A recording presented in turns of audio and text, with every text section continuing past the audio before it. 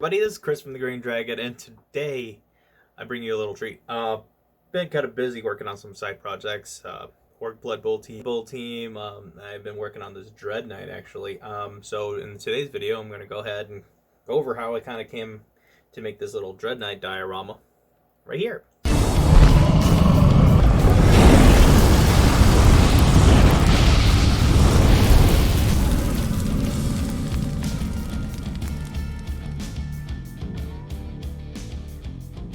So if you know me, I don't normally do conversion work, but lately I've been in a kick ever since my little say the Chicago Open. I mean, a pretty good time. Anyway, I've noticed with these guys here, they'll have like little piston legs like this, and they are static.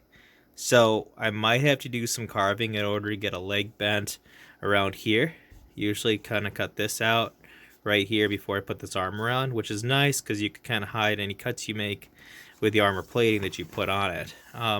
Would do this to both legs, I assume, in order to get this joint to bend. Now, not too worried about this foot joint here because the foot joint is on a ball. Now, that's really nice. I built a defiler before, and same thing with a couple soul grinders, and they always have these nice ball joints in the legs so you could position them wherever you want. I wish they did that with this model set here because it has this weird cap thing right there instead of a ball. Now, I could probably form that into a ball, and that'll create that little ball joint to kind of move the legs around here on this position here because it's flat there too. It's like a little disc sort of deal, and that's where the guy's little legs come in. I see a lot of people don't even use this little legs here instead, but I kind of want my guy to look like, kind of similar to that picture there, So it's going to be more of like a body pivot movement, him blasting the demon prints up. I have two of these guys. I'm going to build one getting assaulted by a bunch of coordinate demons, bloodletters, and so yeah, it should be cool. The arms, I'm a little worried about them because they seem very static as well, but it looks like they have a similar ball joint sort of deal there. So yeah, we'll go ahead and I'll kind of cut back in here once I start cutting into the spruce here. But yeah, overall looks like a nice little ball joint there, so it could kind of pivot the arm a bit there. This is going to probably annoy me because the elbow is locked in, so I might have to do some things with some milliput. But other than that, it's looking pretty promising. It should be really fun. But yeah, there's the arm right there. Yeah, it looks like that part is stationary. But that shouldn't be too big of an issue because I could still move the shoulder here. Again, I'm trying not to do too much to the model. And we'll see here. I'll cut back shortly. So for all fairness for this one, I'm not really going to cut into the legs on this one here. I'm just going to build this one since this is my first Dreadknight to build and kind of make this little diorama of. I'm going to be as simple as possible. So that way, if I inspire you, hopefully you can make this really quick and easy. So I got the legs all cut out. I'll go ahead and glue them together, and then hopefully I'll go ahead and mess with these ball joints and stuff and see where this takes me. Now, I do have another Dreadknight, which I will also use and make for this video with these little blood letters right here, which we're giving my friend Tipster's Painting. Go follow him if you haven't already on Instagram. Definitely great guy to follow. But anyway, yep, so I'll go ahead and get back to you once I get all these pieces glued together for this bottom half of the torso. So I got the legs together, and just because of how the platform is, I might have to extend that outward for the feet, but I'm thinking of bending that leg slightly to the left there because the foot I have on this guy is like severed toes, so he's kind of like pinning them, and then cut his wing off. So I'm assuming I'm probably just gonna have like the wing like here or something. I don't know, maybe I won't do it, maybe it's just too much. Maybe I'll have it like suspended in the air. I don't know what I want to do with this wing yet. Maybe I could just have them just kind of like standing on it, it's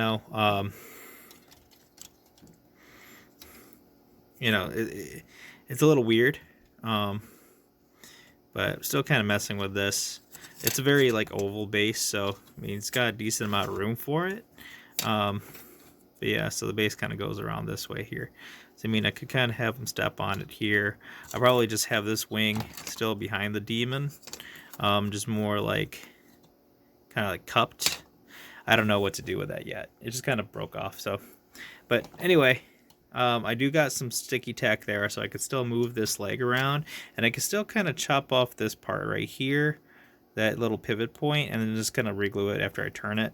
So I'm gonna see what I want to do with that, but I'll come back to it later. I'll still kind of build these a little bit more, see how the arms look. So we'll get back to that once I more built up.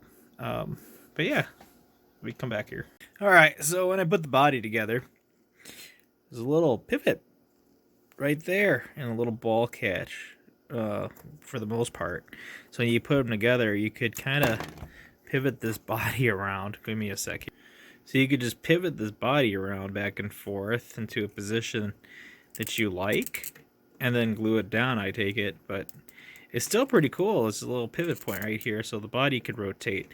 But the legs don't usually rotate like that, just because of how the feet are propped.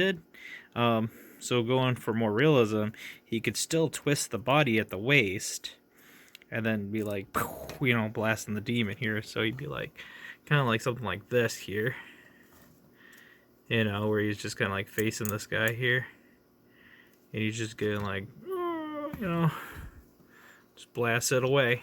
So we'll see how that goes some more. I'm gonna keep building this, and we'll see how these arms go. Alright, so I went ahead and drilled some extra holes, one in his wing, one directly in his chest, kind of just fired right there through his twin hearts. Should be gone.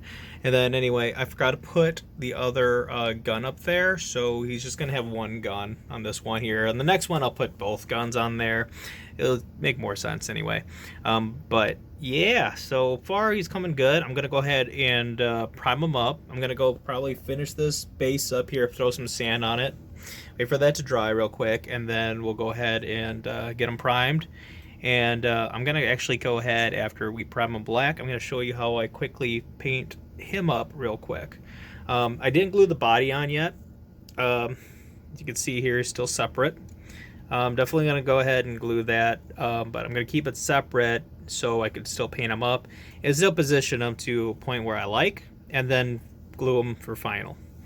Alright, so I'm getting ahead of myself on this painting thing, so I'm just gonna kind of hurry up and kind of continue painting this guy here. But anyway, this is the head I kind of did. I did a base coat of elven flesh, and then I did some dark oath. But I also, on top of before I did the dark oath flesh, I hit it with this acrylic brown, which is more of like an orangey brown. I actually kind of did the whole model on that, then put the elf flesh on top. So actually, this guy here, game color elf flesh, and then I covered the whole thing in dark oak. And I kind of went back with the elf flesh and just kind of went and hit it with some highlights. Come on, you. Focus. Come on, focus. But, sorry, I don't know why I can't get this to focus today. There we go. And then hit the eyes with a couple dabs of white, and then poked some black in there. Yeah, just be careful when you poke the eyes. Remember to just kind of rinse it out if you don't like the application, and just keep on trying, guys. I'm gonna hit this with some matte medium so he's not so shiny. The game colors come a little bit you know, kind of high gloss almost, and then the kind of still painting this up, almost done here, so should be good. We'll get back to you here in a sec. Alright, so I glued the demon prints on. It looks pretty good. Gonna hit him up with some paint. Kind of worked on this from Artist Opus. Inspiration was the trying to tone down that silver with some purple, and this module's purple contrast paint mixed with some mullein oil. I think it turned out okay. Kind of dulled it out a bit. Left kind of the higher parts really shiny. Still got to touch up. The blue ink didn't do what I wanted it to do. Kind of left this kind of weird kind of pattern throughout, like almost like splashy. It's a bit messy. So I'll probably tidy that up a bit. Like this right here is a bit much pooling, I did notice, but it's pretty cool, so I kind of left it there. Just busted his arm. So I'm gonna have to re-glue that. Yeah, I'm gonna have to re-glue that here. So embarrassing, but anyway, I'll go ahead and do that. And but Demon Prince is on. It's pretty good, and yeah, it's kind of where I'm at. What do you guys think? Also, give the sword color changing options. Gonna hit that with more detail coming up here. But yeah, check it out. I'll go ahead and in this part put the artist opus link. Should be up top. If not, I'll link in the comment down below. Go check them out. Very helpful video. Okay, and then I'll continue this to re-glue back his arm, and I'll get back to you when I'm done. Kind of went ahead, jumped the gun here, add a little blood effect to the foot here. What you do is take a little bit of fishing wire. I did a little glue, so the a little bit more of a little blood pool there, and then blood for the blood god, obviously. You could do a red contrast paint if you don't have blood for the blood god in a mixture with the glue. It would be just regular kind of all-purpose PVA white glue. The Elmer's glue is what I use for this one. It's a nice pooling there. Now you could wait till the glue is kind of semi-dry to kind of apply it there, but it's kind of hard, so I did a little piece of fishing line and kind of made it run off like it was a drip. Add a little bit more to his face on the demon, a little bit more green with some red shading. Teeth came out great. Of course, skeleton horde pulls out. Also did a little highlighting on the horns, little edge highlighting here on the Dreadknight himself. He looks great. Did a little detail work, putting some freehand on some of the words and in the books, which are incredibly hard. I recommend doing a very fine tip brush. Got that book back there, the little edge of the reds. Wanted him to look kind of battle worn, you know, he's fighting this demon here. But overall, I love this project. It was absolutely fun.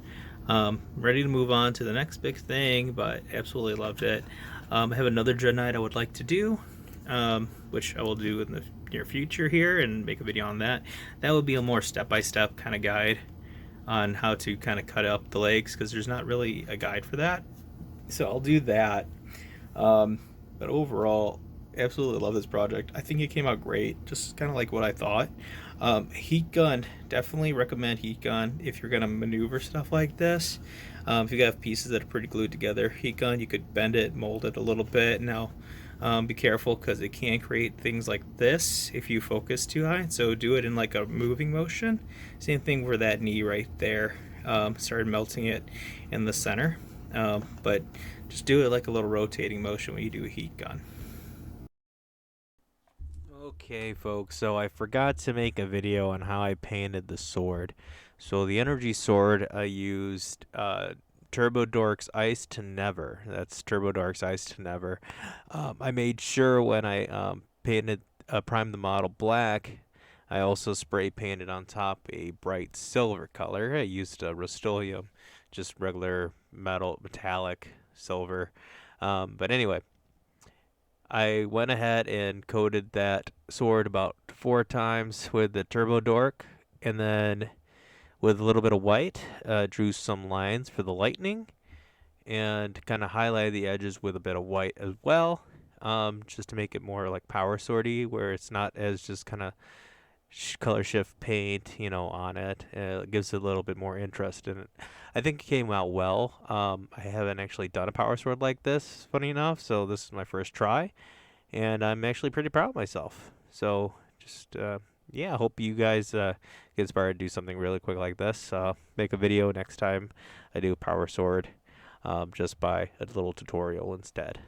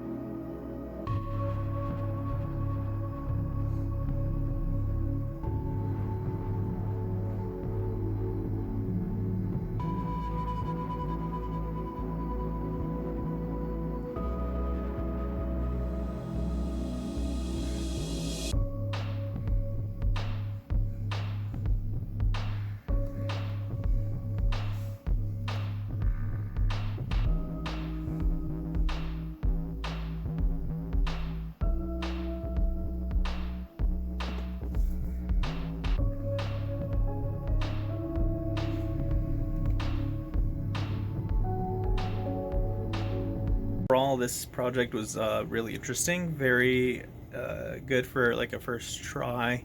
Um, haven't really done this. This is probably like my second Kitbash. Um, kind of not really a Kitbash. I'll be doing a more dynamic pose in my next video, but hope you guys like this one.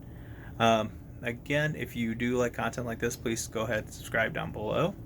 If you do want to support me there, I have two options. I have a Patreon and a Ko-Fi account, which I also have down below. If you would like to go ahead and see more videos like this, you could subscribe to my Patreon for a monthly donation, or if you would just like to leave me a tip on Ko-Fi, you can as well. I'll go ahead and link in the description down below. I'm almost on the other platforms, Instagram, TikTok, and all the other things. So go ahead, take a look at my stuff if you do like it. Just consider supporting me. Again, like over 120 people right now subscribed, and I'm kind of shocked. I promise to put more content out and doing my best. So, but again, I thank you all for watching me here, and until next time, never stop smiling, guys.